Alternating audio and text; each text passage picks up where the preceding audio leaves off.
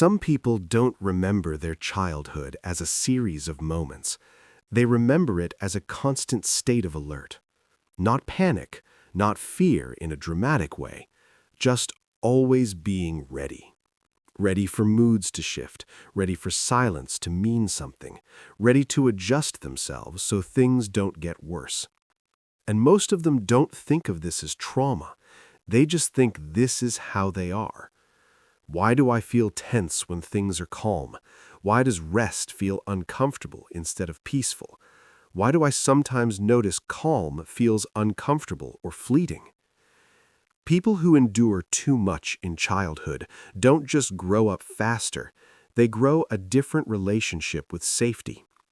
When a child spends too long in an unpredictable, emotionally unsafe, or overwhelming environment, their nervous system adapts, not emotionally, but biologically. Psychologists call this toxic stress. Normal stress turns on and turns off. It teaches resilience. But toxic stress stays on. The body keeps releasing stress chemicals while the brain is still forming, without anyone there to help the child calm down or feel safe again. So the nervous system learns a rule that doesn't expire. Stay alert, always.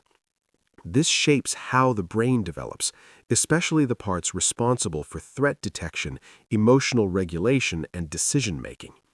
But the child never knows this is happening.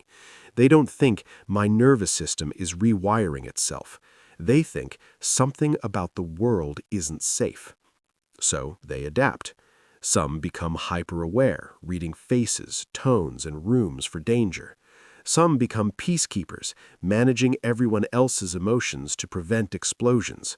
Some become invisible, quiet, low need, easy to overlook. Others learn that being useful, agreeable, or emotionally mature keeps them safer than being honest. These aren't flaws, they're strategies. And many people never realize these strategies are running their lives. The danger isn't that these patterns exist.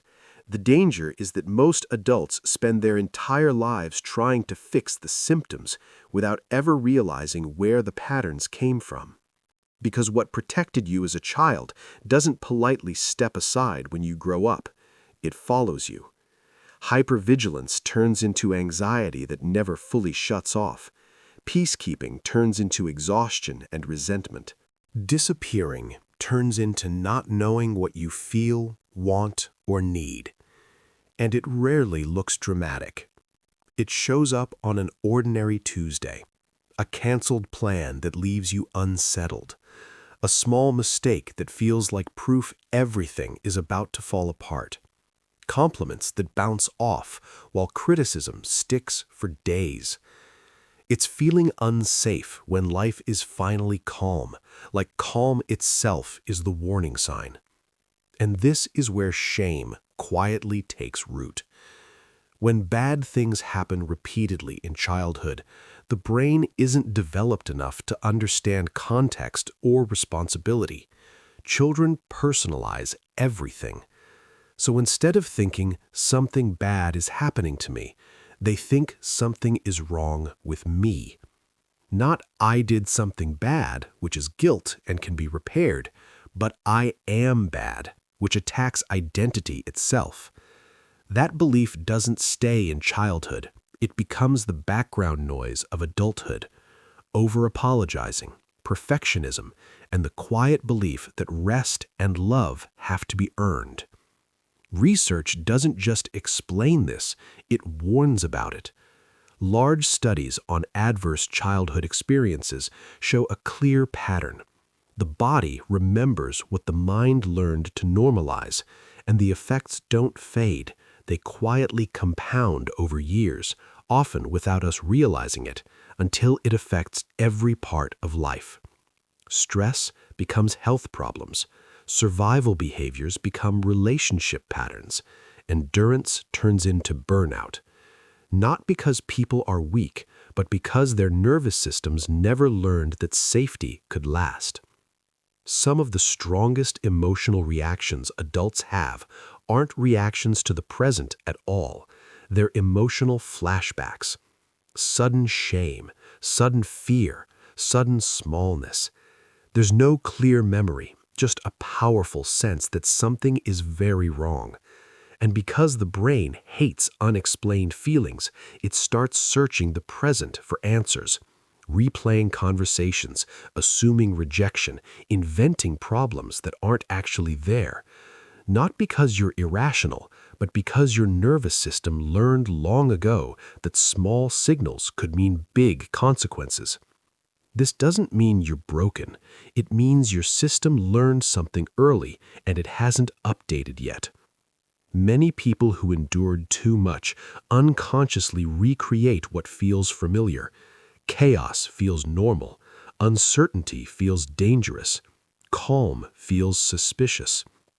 Others go the opposite direction, becoming rigid, controlling, unable to tolerate unpredictability. Different strategies, same root. Healing doesn't delete the past, it changes who's in charge now. It's about teaching your nervous system slowly and repeatedly that safety can exist in the present, that people can be steady, that rest doesn't need permission, that your needs matter, not because you proved your worth, but because you exist. The child who endured too much didn't fail at anything.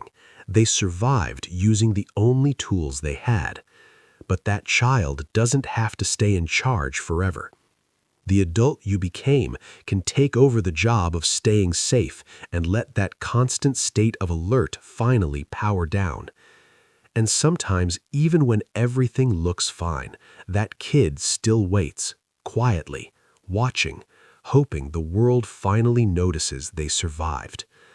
If this spoke to you, consider subscribing to explore more insights like this, insights that help explain what has always felt unexplainable.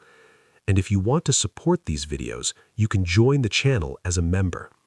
You're not alone in this, even if it's always felt that way.